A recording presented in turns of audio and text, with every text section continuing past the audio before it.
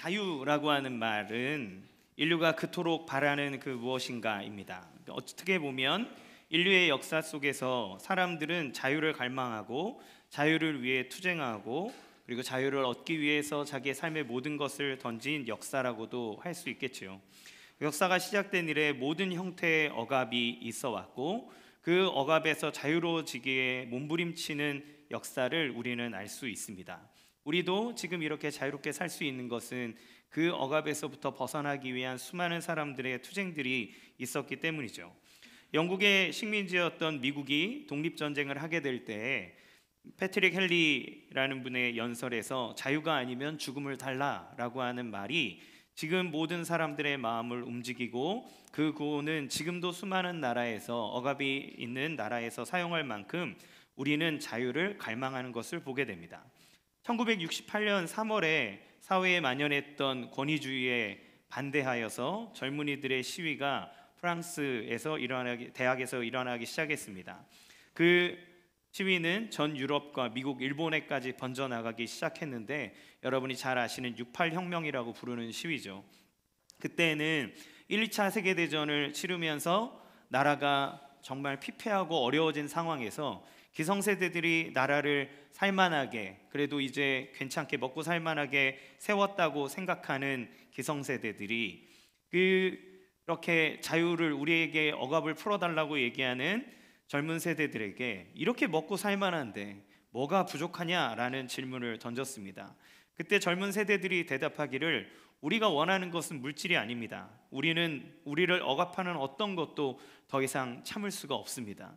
그 억압이라고 하는 건 당시 있었던 대학의 획일적인 주입식 교육이나 또 사회에 만연되어 있었던 권위주의나 또 부조리한 것들에 대해서 침묵하고 있던 많은 것들이죠. 그래서 당시에 68운동의 구호 중에는 이런 말이 있었다고 합니다. 불의를 애써 못 본 척하며 사람들의 출신과 숙련 기술에 따라 나누는 이 꿈쩍도 하지 않는 사회, 거기에 대해서 청년들은 자유를 부르며 이야기하는 거죠. 그러니까 인류가 생각하는 행복이라고 하는 것은 먹고 사는 것을 넘어서 자유로움이 주어지지 않을 때, 무언가가 나의 삶에 억눌려져 있을 때 그 영혼에서부터 오는 답답함을 느끼는 것을 알 수 있습니다. 사실 먹고 사는 문제도 우리에게 왜 그렇게 중요합니까? 먹지 못할 때 우리는 무언가에 갇히게 되고 자유롭게 무언가를 할 수 없기 때문에 그렇죠. 인류에게 있어서 자유가 얼마나 중요한 것인지를 보여주는 예는 수도 없이 많이 찾을 수 있을 겁니다. 자, 그런데 이 성경에서 자유에 대한 격렬한 논쟁이 벌어지고 있습니다. 한 사람은 너희는 지금 자유하지 않다라고 이야기하고 있고 또 한쪽에서는 왜 우리가 자유하지 않냐? 우리는 자유하다라고 말하고 있죠. 너희가 자유하지 않다라고 말하는 사람은 예수님이시고 우리는 자유하다고 말하는 사람들은 유대인들입니다. 그러면 예수님은 왜 그들이 자유하지 않다고 이야기하실까요? 예수님이 말씀하시는 자유라고 하는 것은 도대체 무엇일까요? 어떻게 해야 예수님이 말씀하시는 그 자유함을 우리는 누릴 수 있을까요? 예수님은 이 말씀을 통해서 우리를 이 토론의 장으로 초대하십니다. 우리는 예수님의 이 말씀을 듣고 어떻게 받아들일 수 있을까요? 먼저 자유에 대한 유대인의 반응은 이것입니다. 첫 번째, 우리는 자유하다고 생각하는 거죠. 33절 말씀 같이 읽겠습니다. 시작. 그들이 대답하되 우리가 아브라함의 자손이라 남의 종이 된 것이 없거늘 어찌하여 우리가 자유롭게 되리라 하느냐. 우리가 방금 읽은 말씀의 뉘앙스만 살펴봐도 상당한 불쾌감을 드러내는 것을 보게 됩니다. 지금 예수님과 논쟁하는 사람이 누구일까요? 이 언뜻 보면 예수님을 대적하는 예수님의 원수가 되는 사람인 것처럼 보이지만 사실 그렇지 않습니다. 30절 말씀에 보면 많은 사람이 예수님을 믿었다 이렇게 얘기를 하고 있고요. 오늘 본문에도 31절에 말씀하실 때 그러므로 예수께서 자기를 믿은 유대인들에게 이르시되 이렇게 얘기를 해요. 그러니까 사실 여기까지 분위기가 아주 좋았어요. 예수님을 믿은 사람이라고 할 때 이 믿었다고 하는 건 지금 당장 갑자기 보고 예수님이 호감이 나서 예수님을 믿은 게 아니라 오랜 시간 예수님을 두고 보면서 예수님의 말씀을 듣다 보니 이 사람은 믿을 만한 사람이구나. 이 사람의 가르침이 탁월하구나. 이 사람의 말을 따를 만하구나 라고 동의함으로 그 예수님을 믿은 사람이라고 하는 거예요. 단번에 믿은 게 아니라 오랜 시간 두고 보며 예수님을 평가했던 사람이라는 겁니다. 그런데 이 좋았던 분위기가 예수님의 이 한마디에 의해서 상당히 좋지 않은 방향으로 흘러가고 있어요. 그렇게 믿은 사람에게 예수님은 믿으니 잘됐다, 축하한다, 축복한다 이렇게 얘기한 게 아니라 그 믿은 사람에게 예수님의 제자가 되는 것이 어떤 것인지를 말씀하고 있는 겁니다. 무슨 말입니까? 여전히 너희가 제자가 된다는 의미를 모르고 있다는 거죠. 그리고 너희는 자유하지 않다. 너희는 아직까지 무언가에 얽매여 있다라고 얘기합니다. 그래서 예수님 말씀하시는 거죠. 너희가 진짜 자유하기 위해서는 말이지, 너희가 묶여있는 것에서 놓여지기 위해서는 말이지, 내 말에 거해야 돼. 진리가 진짜 무엇인지를 알고 그것을 있는 그대로 받아들여야 돼 라고 얘기하시는 거죠. 예수님의 말씀을 들은 유대인들은 자신들이 아브라함의 자손들로서 지금까지 아무에게도 종이 되어본 적이 없다. 무슨 말이냐? 우린 자유하다. 이렇게 반박합니다. 그런데 사실 이 사람들의 대답에는 문제가 있어요. 여러분이 잘 아시는 것처럼 이스라엘의 역사는 종의 역사입니다. 종살이의 역사예요. 그들의 조상들이 이스라엘이라는 나라를 세우기 전에 애굽이라는 이집트에서 400년간 종살이를 했습니다. 그리고 그들이 나중에 하나님의 은혜로 출애굽을 하고 나서 이스라엘 나라를 세우고 난 다음에도 그들이 결국에는 나라가 망하고 바벨론과 페르시아의 포로 생활을 70년간 하게 됐습니다.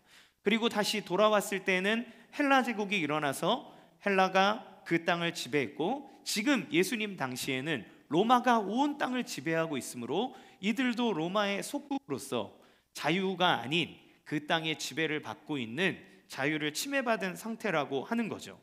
그러면 어떻게 이 사람들은 자기들이 자유하다라고 선언하고 얘기할 수 있었을까요? 아마도 이 눈에 보이는 이 상황만을 얘기하는 건 아닌 것 같아요. 그 이유를 보니 다른 관점이 있다는 생각이 듭니다. 왜냐하면 자기들이 자유하다는 근거를 우리는 아브라함의 자손이라 이렇게 얘기했어요. 내가 아브라함의 자손인데 왜 우리가 자유하지 않냐? 라고 얘기하는 거죠. 그러면 아브라함의 자손이라고 하는 건 무슨 의미일까요? 하나님의 택하심을 받아 하나님의 약속을 받은 하나님의 백성이기 때문에 우리는 자유하다 이렇게 얘기하는 거예요. 얼마나 믿음 있는 표현입니까?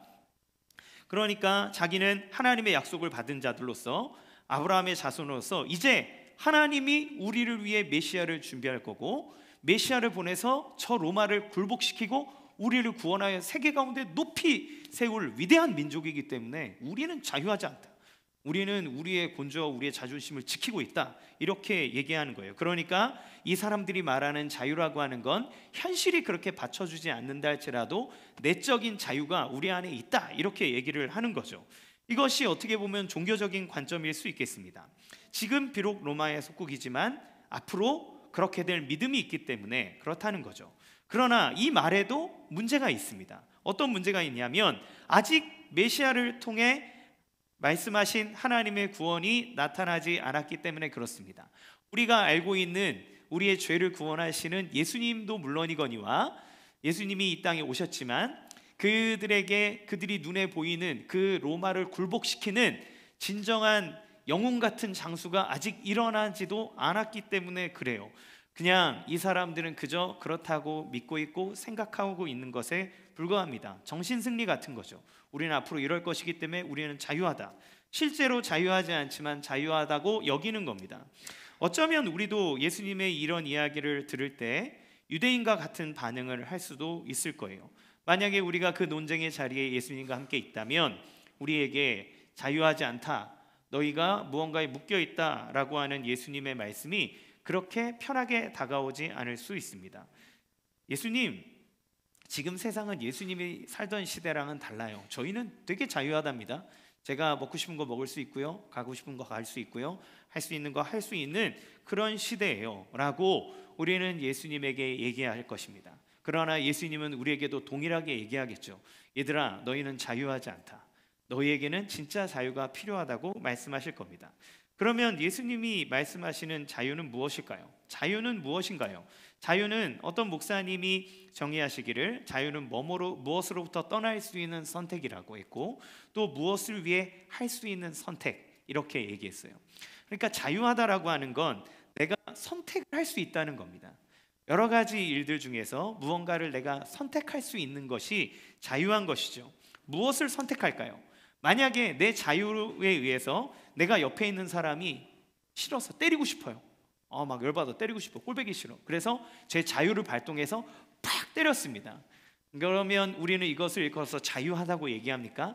아니요, 아무도 이것을 자유하다고 얘기하지 않습니다. 왜냐하면 내가 내 자유를 발동한 순간 그 또 다른 사람, 맞은 사람은 그 사람의 자유에 제약을 받아버렸기 때문이죠. 자유하다는 건 모든 사람들에게 선한 결과를 내면서 그것이 작용되어져야 되는 것을 의미해요. 그러니까 선택을 할 수 있는 것이 자유인데, 그 선택이라고 하는 것은 반드시 올바른 것을 선택할 때에 그것을 우리가 누리는 올바른 자유라고 이야기를 합니다. 그런 의미에서 여러분은 정말 자유하십니까? 예수님은 우리에게 자유가 필요하다고 말씀하시는데, 유대인과 그리고 지금 이 자리에 있는 우리는 우리가 자유하지 않습니까? 라고 얘기를 합니다. 도대체 예수님은 왜 우리에게 자유가 필요하다고 말씀하실까요?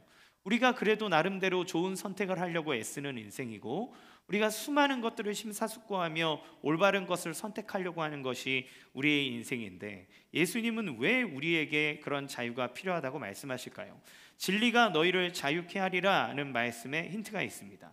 올바른 선택을 하기 위해서는 올바른 사실을 알 때에 가능합니다. 내가 때리면 안 돼라고 하는 사실을 알 때 우리는 그것을 하지 않을 선택을 하는 것처럼, 진리라고 하는 것이 우리에게 빛을 비추어 올바른 사실과 진실을 깨닫게 할 때 우리는 올바른 선택을 할 수 있게 되는 거죠. 자, 그래서 예수님은 지금 이 시간 우리에게 자유를 얘기하실 때 좀 더 근본적인 문제를 다루고 있는 겁니다. 마치 우리가 몸이 멀쩡한데 병원에 갔더니 막 MRI 찍고 막 CT 찍고 막 이런 피 검사하고 다 이렇게 했더니 갑자기 의사가 저를 부르면서 얘기하는 겁니다. 암이 있습니다. 이걸 제거하지 않으면 당신의 삶에는 큰 제약이 생기게 될 겁니다. 라고 하면서 얘기하는 거죠. 내가 봤을 때 내 몸에는 사실 아무런 변화가 일어나지 않는데, 내가 아픈 것도 잘 모르겠는데, 자각하지도 못하겠는데, 그런데 우리의 내면을 쫙 스캔하고 봤더니 우리에게 심각한 문제가 있다고 얘기하는 의사처럼, 예수님이 아무 문제가 없이 우리는 자유합니다, 우리는 행복합니다, 우리는 어떠한 문제도 없이 살아가고 있습니다라고 하는 우리에게 영적인 모든 빛을 비추사 우리에게 심각한 문제가 있다고 예수님이 얘기하고 있는 거예요. 그러면 우리는 어떻게 해야 될까요? 그 이야기에 대해서 내 눈에 보이지 않으니 당신 돌팔이 아니야? 라고 하면서 거부하든지, 아니면 그 사람의 말을 신뢰하여서 내 안에 지금 심각한 무슨 문제가 일어나고 있구나 라고 하는 것을 받아들이고 그것을 해결하려고 하는 마음, 그것을 받아들이려고 하는 마음이 우리에게 필요한 거죠. 그러면 우리가 알아야 될 사실, 우리가 인정해야 될 사실은 무엇입니까? 예수님이 말씀하시는 것은 이것입니다. 자유에 대해 말하는 두 번째는 죄의 종은 자유할 수 없다는 거예요. 34절 말씀 같이 읽어보겠습니다. 시작. 예수께서 대답하실 때 진실로 진실로 너희에게 이르노니 죄를 범하는 자마다 죄의 종이라. 예수님은 자유를 얘기하시면서 갑자기 죄의 문제를 언급하십니다. 죄가 우리를 자유하지 못하게 한다는 거예요.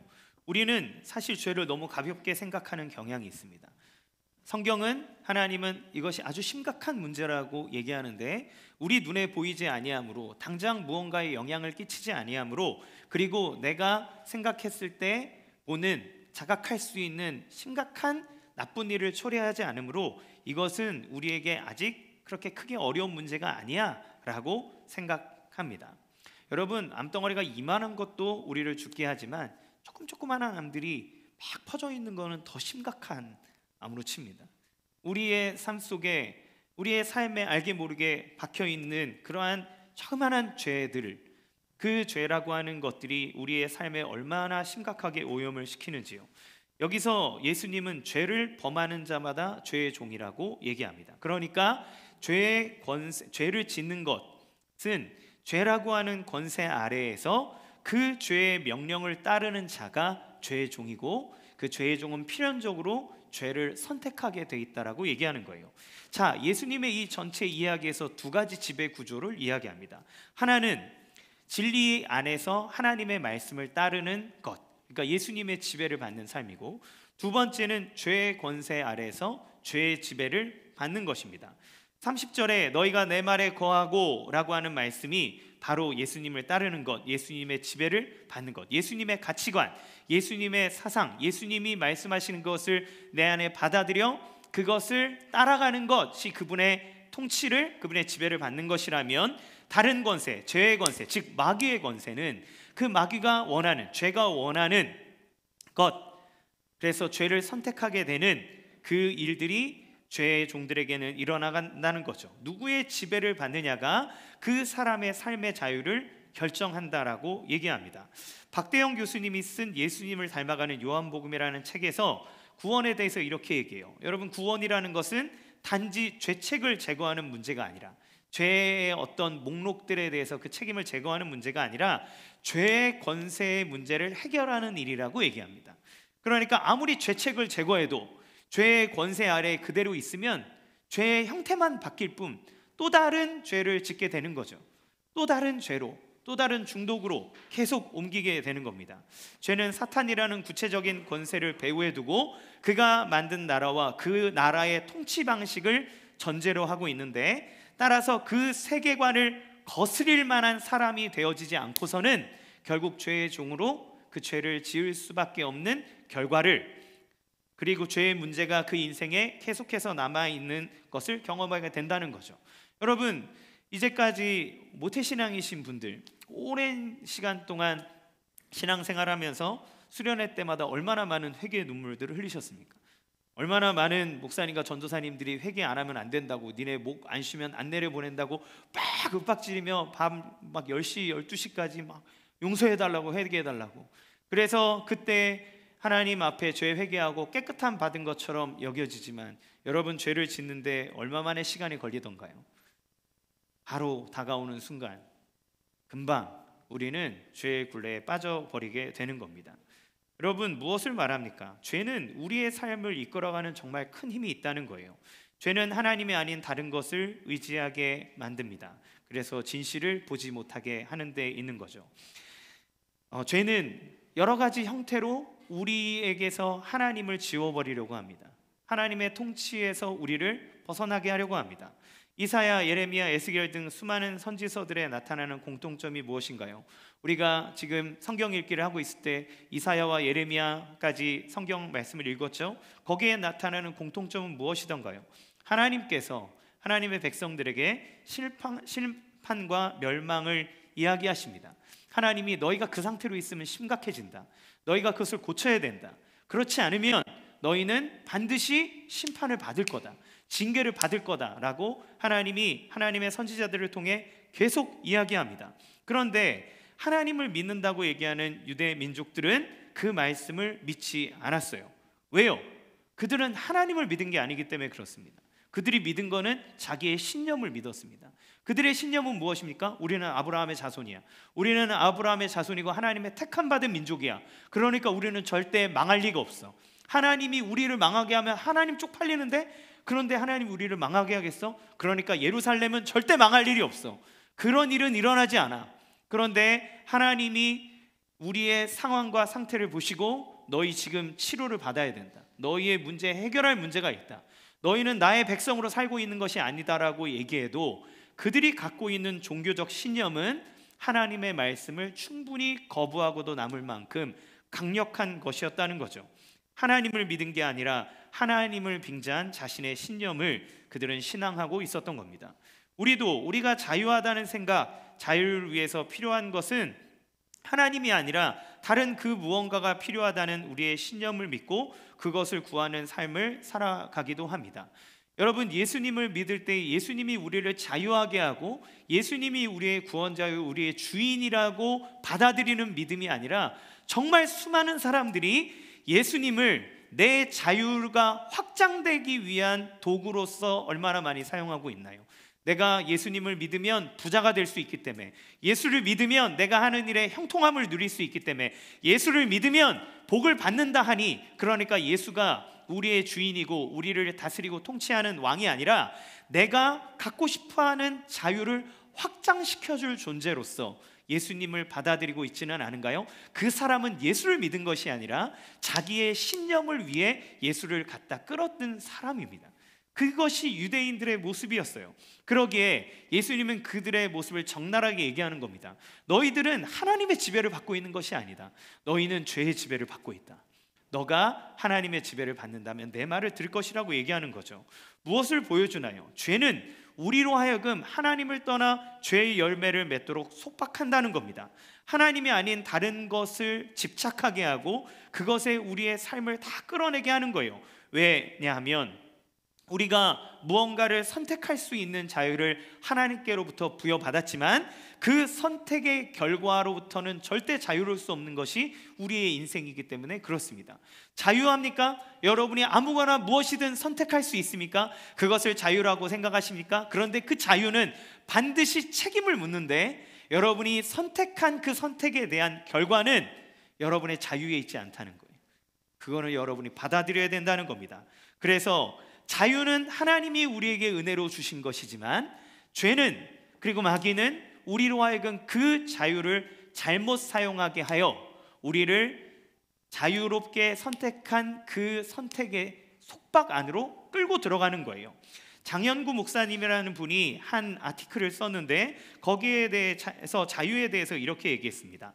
하나님은 아담이 에덴 동산에 있는 수많은 나무의 열매를 임의로 마음대로 먹을 수 있도록 자유를 허락하셨다. 어떤 것을 선택할지, 상황에 어떻게 반응할지를 자신이 자유롭게 선택할 수 있었던 것입니다. 뿐만 아니라 하나님을 향해서도 예라고 응답할 수도 있고 아니요라고 말할 수 있는 자유를 사람들에게 주셨다는 거예요. 인간은 항상 예로만 반응하는 프로그램된 로봇가 아니라 그가 자유 안에서 자유롭게 하나님을 선택하고 자유롭게 하나님의 말씀을 받아들일 수 있는 인격적인 존재로 만드신 거예요. 그러니까 무슨 얘기입니까? 자유라고 하는 것은 사람이 인격을 갖고 있다는 아주 중요한 요소라는 거예요. 사람이 자유를 갖고 있기 때문에 하나님의 인격적인 존재로 설 수 있었고 그는 그 자유를 사용해서 하나님에게 예 알겠습니다라고 순종할 수도 있지만 아니요라고 하면서 하나님을 벗어날 수 있는 위험을 감수해서라도 하나님이 우리를 인격체로 대하시기 때문에 자유라고 하는 것을 선물로 주셨다는 겁니다. 그러니까 자유가 바로 인간을 인간되게 하는 것이고 자기 결정에 책임을 지는 존재가 되도록 하나님이 우리를 그렇게 창조하셨다는 거예요. 그러니 사람들이 먹고 살 문제가 다 구비되고 다 되어도 자유라고 하는 것이 없이 우리가 무언가에 억압되고 속박되어져 있다라고 생각되어지면 우리 안에 분노가 일어나고 그 자유가 없는 삶을 너무 슬퍼하는 것이 우리의 본성이라는 것을 알 수 있습니다. 그런데 문제가 무엇입니까? 사람이 어떤 선택을 하나요? 하나님께서 주시는 그 자유를 가지고 그들이 선택하는 것은 선악과를 따먹는 선택을 합니다. 하나님을 떠나기로 선택하는 거예요. 왜요? 마귀가, 죄가 우리에게 뭐라고 얘기했냐면 너가 하나님에게 있을 때 하나님이 너를 속박한다고 속였기 때문에 그렇습니다. 너가 정말 자유하고 싶냐? 그러면 하나님의 품을 떠나야 된다고 얘기를 하는 거예요. 왜요? 마귀가 우리를 마음껏 주무르기 위해서는 하나님의 보호하심이 걷어져야 되기 때문에 그렇습니다. 그러니까 마귀는 하나님의 보호하심과 하나님의 인도하심에서 그들을 빼내기 위해 그들로 선택하게 합니다. 하나님을 떠나라고, 하나님을 버리라고, 그것을 먹으면 너에게 정말 좋은 일이 일어난다고. 이 죄는 너무너무 안타깝게도 추악한 모습으로 우리에게 다가오지 않습니다. 아름답고 예쁘고 좋아 보이게 우리에게 접근합니다. 그래서 선악과를 볼 때도 보암직하고 먹음직하고 지혜로워질 만큼 탐스럽다고 이야기했어요. 여러분, 불륜을 저지른 사람이 너무 취해 죽겠어 이런 데 하지 않아요. 그 상황이 너무 아름답고 그 상황이 너무 소중한 것이라서 사랑이 어떻게 막 이러면서 얘기하는 그 누군가의 외침처럼 자기를 포장하기 바쁘고 그것을 사모합니다. 그러나 그 결과는 참혹한 것이 되어지는 거죠. 여러분, 모든 것을 가지고 있는, 그래서 그 하나님으로부터 떠나 있는 사람들, 그래서 세상에 자기의 욕구대로 자기의 마음대로 무언가를 선택하는 사람들은 우리가 자유하다라고 얘기하는데 정말 그러면 자유합니까? 아니죠. 우리는 사실 재물과 또 사회 제도와 수많은 가치관 속에서 무언가를 강요받는 사회 속에 살아가고 있습니다. 그것이 없으면 우리는 사실 할 수 없습니다. 그래서 사람들은 돈을 갈구합니다. 힘을 갈구합니다. 왜? 더 자유로워지고 싶기 때문에 그래요. 그러면 마냥 모든 것을 다 갖고 있는 사람은 정말 자유한가요? 얼마 전에 유명한 배우가 마약을 한 혐의로 기소되는 사건을 보게 되었습니다. 그 사람은 사실 우리가 볼 때 정말 다 갖고 있는 사람이에요. 그는 인기를 갖고 있었고 그의 인기와 수많은 작품들을 통해 그의 능력을 인정받은 사람이고, 그래서 그는 수많은 부를 가지고 있었습니다. 그리고 정말 아름다운 외모를 갖고 있기 때문에 그가 원하는 사람과 얼마든지 아름다운 연애도 할 수 있고, 그가 원하는 것에 갈 수도 있고, 그가 하고 싶은 일을 할 수 있는 힘이 있는 사람이에요. 그런데 그는 자유하지 못했습니다. 그는 무언가에 마음에 항상 공허하고 자기를 즐겁게 해주는 무언가에 빠져들기 시작했는데, 그가 거기에 빠져들고 나서 그것에서부터 헤어나오려 하나 그는 그것에 묶임이 되었습니다. 빠져나오고 싶어도 그 유혹을 빠져나올 힘이 없어져 버렸습니다. 그것에 갑니다. 여러분, 지금은 중독의 사회라고 얘기하죠. 우리는 자유롭게 오락도 할 수 있고 술도 먹을 수 있고 담배도 필 수 있고 여가도 하고 여행도 하고 모든 것을 할 수 있습니다. 그런데 여러분, 그것이 여러분을 자유하다고 얘기합니까? 만약에 자유하다면 이것이 아니다라고 얘기할 때 끊어낼 수 있는 사람이 자유한 겁니다. 그런데 우리는 난 자유롭게 이거를 한다라고 얘기하지만 끊어낼 수 있으십니까? 안 할 수 있으십니까? 우리는 나도 모르게 무언가에 넷플릭스를 켜고 그 자리에 앉아있고, 나도 모르게 컴퓨터 자판에 앉아있고, 나도 모르게 이 술이 들어가지 않으면 나는 위로를 받지 못한다고 얘기하고, 이것이 없으면 우리의 인생에 낙이 없다라고 생각하는 무언가 속에서 우리의 진정한 자유, 거부하고 그것으로부터 떠날 자유에서부터 속박당하는 거죠. 내가 원할 때 나오지 못하고 내가 원할 때 택하지 못하게 하는 것, 그것이 우리의 자유를 방해하는 것입니다. 그러면 예수님이 자유하다라고 하는 것, 자유라고 하는 것은 무엇으로부터 떠나는 것이고 무언가를 선택할 수 있는 것이 자유라고 얘기했는데, 그럼 예수님이 말하는 자유는 무엇입니까? 무엇을 떠날 수 있는 것입니까? 죄로부터 떠날 수 있는 것이 자유입니다. 그것이 우리를 올가매고 있어도 이것을 걷어내고 떠날 수 있는 것, 더 이상 죄의 권세 아래 있지 않는, 잘못된 권세 아래 있지 않을 수 있는 선택을 하는 것, 그것이 자유예요. 우리의 인생의 통치자가 예수님으로 바뀌는 것입니다. 그리고 하나님을 위해, 선한 것을 위해, 진리를 위해 선택할 수 있는 것이 자유인 거죠. 올바른 것을 선택하는 겁니다. 믿음의 사람들이야말로 진정한 이 자유를 가지고 있는 사람들입니다. 유대인들은 자신의 조상이라고 부르는 아브라함을 예로 들었는데, 아브라함의 자손이기 때문에 나는 자유하다라고 얘기했어요. 그러면 아브라함은 어떻게 살았나요? 여러분, 아브라함은 우상의 도시 갈대아 우르에 살고 있었습니다. 거기에서 하나님을 알지 못한 채 우상을 있는, 그리고 세상의 욕구대로 살아가고 있는 사람이었어요. 그런데 그때 하나님이 아브라함에게 나타나셨습니다. 아브라함에게 나타나사 그에게 명령하십니다. 아브라함아, 내가 너를 복의 근원이 되게 할 거다. 너는 지금 당장 너의 본토 친척 아비 집을 떠나 내가 너에게 지시할 땅으로 가라 라고 얘기하세요. 하나님이 그에게 말씀하셨을 때 아브라함은 하나님을 만나는 거로 자유한 사람이 되었습니다. 왜 자유한 사람이 된 줄 아십니까? 그는 지체 없이 자기의 본토 친척 아비 집을 떠납니다. 자기를 세상의 속박, 걱정과 근심, 염려로 묶어놓는 그 세상으로부터 떠나는 자유의 힘이 생긴 거예요. 그가 유랑하며 나그네의 삶을 살고 있었지만 그는 그저 아무데나 속박이 없었기 때문에 자유한 것이 아니라 진정한 우리의 자유를 보장해 주시는 하나님의 통치 안에 있었기 때문에 그는 자유할 수 있었습니다. 창세기 15장에 보면 하나님께서 밤하늘의 별을 보여주시면서 자식이 있지 않은 아브라함에게 아브라함아, 내 자손을 하늘의 별과 같이 이렇게 많게 하겠다라고 약속하십니다. 아브라함이 이 말씀을 들었고 하나님의 말씀을 믿음으로 하나님은 그것을 아브라함의 의라고 여기셨다고 얘기해요.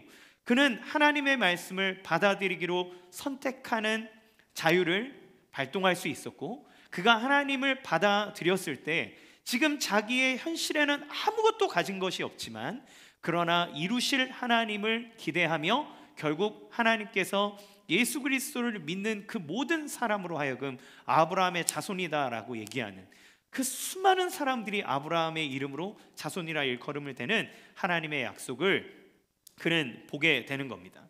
그러나 유대인들은 어떻습니까? 하나님 안에 하나님을 믿는다고 말하지만 실질적으로 그들은 하나님을 믿지 않고 하나님을 선택하지 않는 자들이었기 때문에 자유를 누리지 못하고 있었던 거예요. 그들은 아브라함의 자손이기 때문에 성전에서 제사를 드리면 죄책이 다 없어질 거다, 이 문제가 해결될 거라고 생각했지만 그들의 가치관은 세상과 전혀 다르지 않았습니다. 그들은 누구의 지배를 받고 있는 겁니까? 겉으로는 종교적으로는 하나님을 믿는 거룩한 사람인 것처럼 보이지만 사실 그들의 마음은 자기의 욕망에 노예된, 하나님을 떠난 사람이었습니다. 입술로는 예수님께 주여 주여라고 했지만 실제로는 그 자기들의 욕심, 그리고 이 죄의 주인인 사탄 앞에 주여 주여 하는 삶을 산 것이에요. 그들이 그렇게 살았다면 그들이 아브라함의 자손이라고 얘기할 수 있겠습니까? 그러니까 예수님이 그들에게 얘기하시는 겁니다. 너희들은 아직 자유하지 않다. 너희들은 다른 권세, 죄의 권세 아래 묶여 있다. 너희가 정말 자유함을 얻기 원하느냐? 그러면 내 말 안에 거해라. 그리고 진리를 알아라. 그 진리가 무엇인지를 깨달으라고 얘기하는 거죠. 우리는 종교라고 하는 프레임 속에 들어가서 그 안에 있으면 무언가 거룩해지는 느낌을 받습니다. 무언가 세상을 초연한 느낌을 받게 됩니다. 그래서 우리가 거룩해지고 참된 자유를 누린다고 생각하는 착각을 갖게 되는 거죠. 여러분, 이런 종교적인 열심들이 우리를 그런 착각 속으로 몰고 가기도 합니다. 그동안 사람들은 자유를 위해 돈을 벌어야 되고 과학의 기술을 발전시켜야 돼서 우리가 더 높은 경지에 이르러야 되겠다라고 했을 때 이건 사람들로 하여금 수많은 피로감을 갖게 한 거예요. 이걸로 자유하지 못하다는 것을 알게 된 거예요. 그러니까 인간의 이성이나 과학을 맹종하던 이제 서양에 있던 사람들이 눈을 돌린 것이 무엇인지 아십니까? 뉴에이지나 동양의 신비 종교를 따릅니다. 그래서 그 이성을 따르던 사람들이 사회의 각박함이나 이 어려움 속에서 평안과 자유함을 느끼고 싶기 때문에 신비적이고 성스러운 분위기를 나타내는 캐톨릭의 템플스테이나 또 속세를 초연한 듯이 보여주는 불교의 어떤 세계관과 가치관에 심취하여서 무의 세계로 자기들을 이끌어가 아무것도 없는 것처럼 생각하는 거죠. 여러분, 이것은 잠시 그들에게 마음의 위안과 무언가 성스러운 분위기들로 자유로워지는 것처럼 느끼게 할 뿐이지만 결국 그것은 특정 공간 안에서만 느끼는 것이고 특정 의식 안에서만 느끼게 되는 것입니다. 그것을 벗어나는 순간 다시 그들을 속박하는 그 무언가로부터 항상 이끌림을 받게 되는 거죠. 그러면 진정한 자유, 예수님이 말씀하시는 죄의 법에서 놓여지는 이 자유는 어디에서 얻을 수 있을까요? 세 번째, 진정한 자유는 올바른 제약을 선택하는 것에서 나옵니다. 31절 32절 같이 읽겠습니다. 시작. 그러므로 예수께서 자기를 믿는 유대인들에게 이르시되 너희가 내 말에 거하면 참으로 내 제자가 되고 진리를 알지니 진리가 너희를 자유롭게 하리라. 진리를 알아라. 진리가 너희를 자유롭게 한다. 이렇게 얘기했어요. 보통 이 진리를 얘기할 때 이 말은 대학이나 그래서 학문을 연구하는 곳에서 너희가 학문의 깊이와 이런 것들을 많이 깨닫게 되면 자유하게 될 것이다. 어느 정도 맞죠. 아는 만큼 보이고 아는 만큼 행할 수 있고 아는 만큼 무언가를 우리가 선택할 폭이 넓어지기 때문에 그렇습니다. 그러나 그 알을 뛰어넘은 더 높은 차원의 진실, 우리 눈에 가리워져서 보이지 아니하는 그것을 알 때에 비로소 너희가 자유하다라고 예수님이 얘기해요. 그래서 이 진리는 무엇입니까? 진리는 예수님을 얘기하는 겁니다. 예수님은 요한복음 14장 6절에서 내가 곧 길이고 내가 진리고 내가 생명이다 이렇게 얘기했어요. 나를 통하지 않고서는 아버지를 볼 수도 없고 갈 수도 없다. 내가 진리다라고 얘기합니다. 또 진리는 무엇입니까? 진리 대신 예수님의 입에서 나오는 말씀입니다. 그 말씀이라 함은 그의 가치관이고 그의 삶의 철학이고 그가 추구하는 그 모든 것이에요. 그래서 31절에 너희가 내 말에 거하면 참으로 내 제자가 된다고 하시는 말씀은 예수님의 가치관, 예수님의 생각, 예수님의 그 모든 것을 받아들이는 것. 그 받아들인다는 의미는 무엇입니까? 예수님이 내 인생의 주인이 되어 다스릴 때에 그때에 비로소 예수님이 주시는 자유가 있다는 거예요. 그런데 이 말에는 뭔가 좀 문제가 있어 보입니다. 왜냐하면 아니 자유로운 거는 무언가의 속박에서 벗어나 내 마음껏 무언가를 해야 되는데 예수님은 말씀 안으로 들어오라고 자기를 받아들여서 자기의 통치를 받으라고 얘기하는 겁니다. 이게 어떻게 자유한 겁니까 예수님? 이게 우리를 더 올가매는 억압 아닙니까? 우리는 좀 더 내 마음껏 무언가 하는 무언가를 원합니다. 온전하게 해방되는 것은 모든 것에서 벗어나 마음껏 아무거나 할 수 있는 것 아닙니까? 라고 우리는 생각할 수 있죠. 여러분 무법지대라는 말 들어보시면 그것에 대한 인상을 어떻게 가지십니까? 무법하다, 법이 없는 곳. 그러면 자유함이 느껴지십니까? 아니면 불안해지십니까? 여러분 무법이라고 하는 곳은 자유가 보장되지 않은 곳이죠. 왜냐하면 거기에는 어떤 일들이든 다 일어날 수 있기 때문에 그렇습니다. 진짜 자유한 것은 정당한 그리고 올바른 제약 안에 들어가 있을 때 사람은 참된 자유를 맛볼 수 있습니다. 여러분 우리가 음악을 하는데 우리 찬양팀이 너무 멋지게 찬양을 했잖아요. 그런데 이 찬양을 하며 연주를 할 때 연주자가 언제 자유로워집니까? 화성학이나 여러 가지 음악에 대한 이론들, 음악의 법칙들 안에서 그것들을 다 알고 그것들 안에 있을 때 진짜 아름다운 음악의 자유함을 나타냅니다. 제가 재즈 음악을 이렇게 좋아하는데 재즈 음악을 볼 때마다 되게 신기한 것들은 뭐냐면 갑자기 사람들이 한두 사람들이 와서 잼을 하는 거예요. 띠링 띠링 띠링 막 하면서 하는데 뭐 두둥 두둥 두둥 하는데 막 어떻게 맞춰진 것 없는 것처럼 각자가 막 연주를 하는데 그게 막 합이 맞아 들어가는 거예요. 갑자기 아름다운 하모니를 이루는 거예요. 여러분 그들이 그렇게 자유롭게 연주할 수 있는 이유는 무엇입니까? 음악이라고 하는 어떠한 일정한 제약 안에서 그들이 그것을 잘 깨달을 때 그 자유함들이 솟아나오는 것처럼 올바른 제약 안에 들어가 있을 때 그것을 우리를 더 자유롭게 해준다는 거예요. 물고기가 물속에 있을 때 그 물고기는 자유롭습니다. 물고기가 그 모든 제약, 물이라고 하는 제약을 벗어나 버리면 그 물고기는 절대 자유할 수 없습니다. 독일에는 아우토반이라는 고속도로가 있죠. 그 도로가 유명한 이유는 속도가 무제한이래요. 그래서 저는 이렇게 자동차 유튜버들을 이렇게 보는데 그들이 자동차 성능을 시험하기 위해서 이렇게 서킷도 가지만 독일에 가서 아우토반을 막 달리는 거예요. 푸앙 달리면서 150km, 160km, 200km, 240km, 260km가 이게 사실입니까? 막 이러면서 막 호들갑을 떨어요. 그런데 그 막 엄청난 속도를 그 사람들이 거기에서 자유롭게 즐길 수 있는 이유는 무엇입니까? 거기는 차선에 대한 명확한 규정이 있어요. 아무렇게나 달리지 않습니다. 그 안에 제약이 있습니다. 1차선은 무조건 추월차로, 2차로는 정속차로 이런 식으로 하면서 그 차선마다 정해져 있는 게 있고 그거를 어길 때 어마어마한 제약이 가해집니다. 그 제약이 있을 때 그곳에서 사람들은 이 길을 달려도 200km, 300km를 달려도 안전하다라고 하는 확신을 들게 되고 마음껏 자기의 무언가를 발산할 수 있는 자유함을 갖게 되는 거죠. 자유는 아무것도 없는, 법이 없는, 제약이 없는 상태를 이야기하는 것이 아니라 우리를 위한 건전하고 올바른 제약 안으로 들어갈 때에 우리는 참된 자유를 맛볼 수 있습니다. 또한 자유를 누리기 위해서는 역설적이게도 누군가가 그 자유의 제약을 받을 때 자유합니다.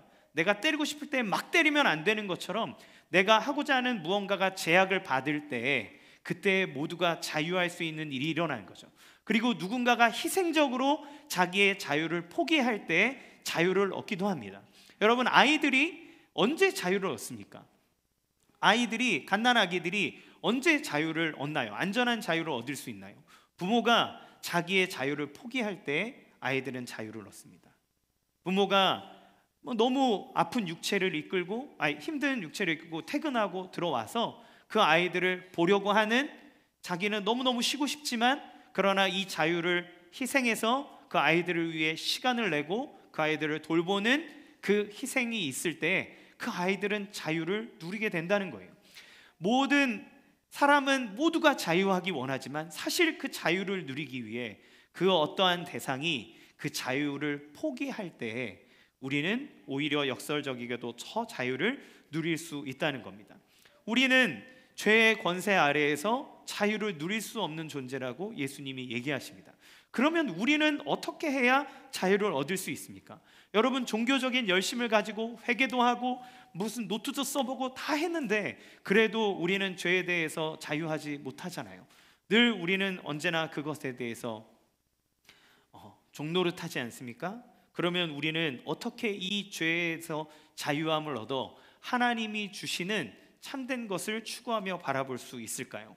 요한복음 8장 35절에서 36절 같이 읽겠습니다. 시작. 종은 영원히 집에 거하지 못하되 이들은 영원히 거하나니 그러므로 이들이 너희를 자유롭게 하면 너희가 참으로 자유로우리라. 우리는 자유할 수 없습니다.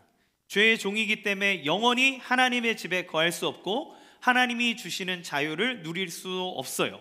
그렇기 때문에 아들은 영원히 거하십니다.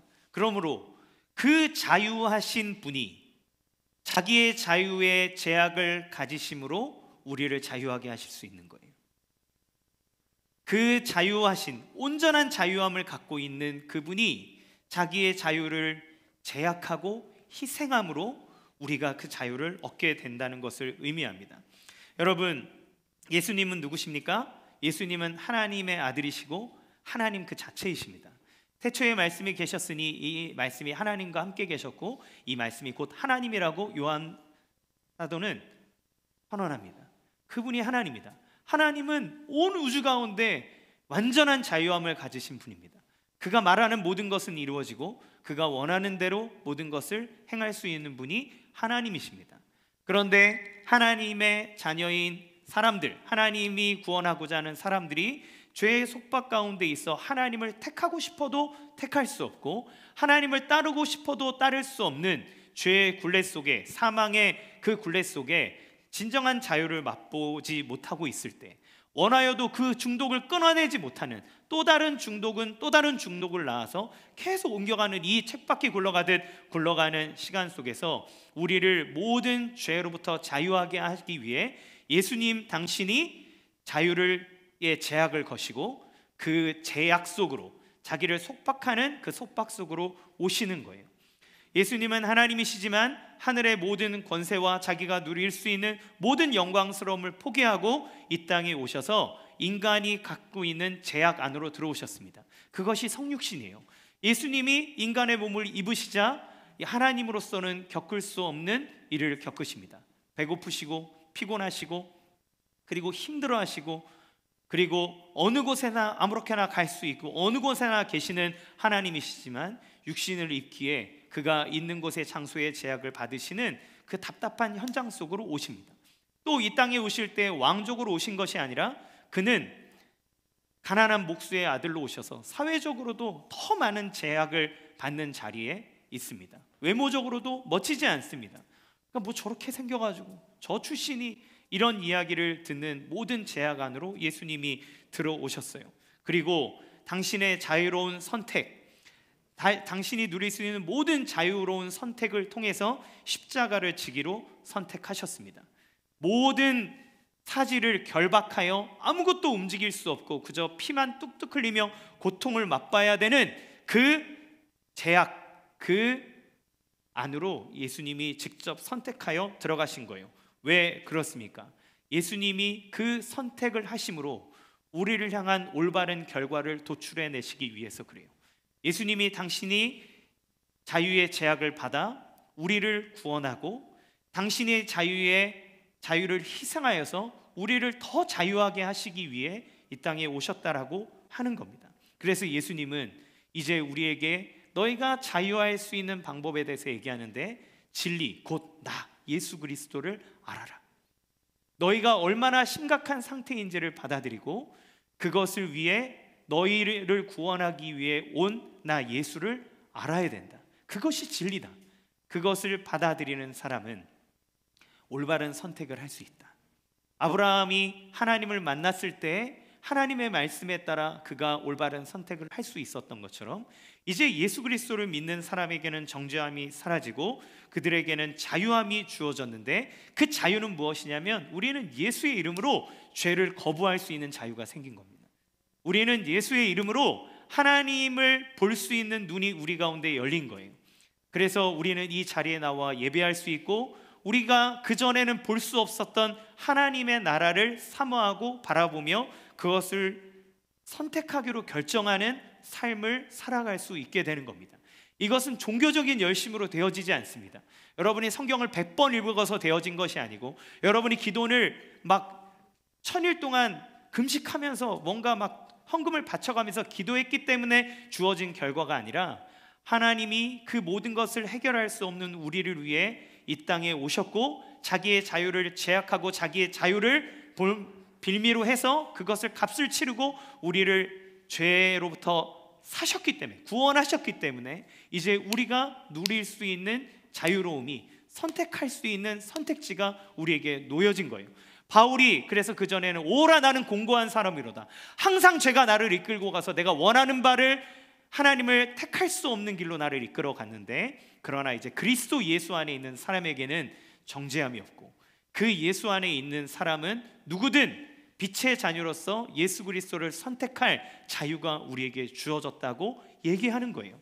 여러분에게는 그 은혜의 자유가 주어진 사람임을 믿으시기 바랍니다. 그러면 그 자유가 우리 가운데 어떻게 발동돼야 합니까? 우리의 노력과 힘이 아니라 우리를 위해 자기의 자유를 제약하시고 우리를 구원하기 위해 이 땅에 오신 예수님을 온전하게 바라볼 때, 진리로서 그분을 받아들일 때, 그분의 행하신 일들을 인정할 때, 그리고 그분의 말씀에 따라 살겠노라고 선택할 때, 여러분은 참된 그 은혜의 자유 안으로 들어갈 수 있는 거예요. 우리는 이 땅을 살아가며 사실 수많은 떠넘김 속에서 무언가를 선택하지 않습니까? 여러분 지금 걸어가고 있는 길이 여러분의 진짜 비전이십니까? 어쩌면 우리는 삶의 무게 속에서 이거 안 하면 굶어 죽을까 봐, 이거 안 되면 우리의 삶이 어려울까 봐, 그것이 두렵고 불안한 마음에 선택하고 갖고 있지는 않습니까? 여러분의 삶에 어떤 일들을 계획할 때 세상을 살아가는 두려움은 우리를 참되게 자유하게 만들지 못합니다. 저도 이 개척을 할 때 하나님이 나를 불러주시고 자유롭게 선택해야 함에도 불구하고 삶의 어떤 문제들, 삶에 갖고 있는 두려움들이 그 선택을 하지 못하게 막을 때가 얼마나 많은지 모릅니다. 하나님은 우리를 자유하게 하셨습니다. 여러분이 세상에서 자유한 것처럼 살아가지만 사실은 세상에 있는 모든 프레임들 안에서 어쩔 수 없이 이거를 선택해야 하고 어쩔 수 없이 걸어가야 되는 그러한 삶 속에 묻혀 있다면 우리를 구원하신 예수님을 바라보시기 바랍니다. 제가 많은 선교사님들을 통해서 사실 우리는 예수를 믿었잖아요. 근데 그 선교사님들이 그냥 할 일 없어서 우리나라에 오신 분은 없어요.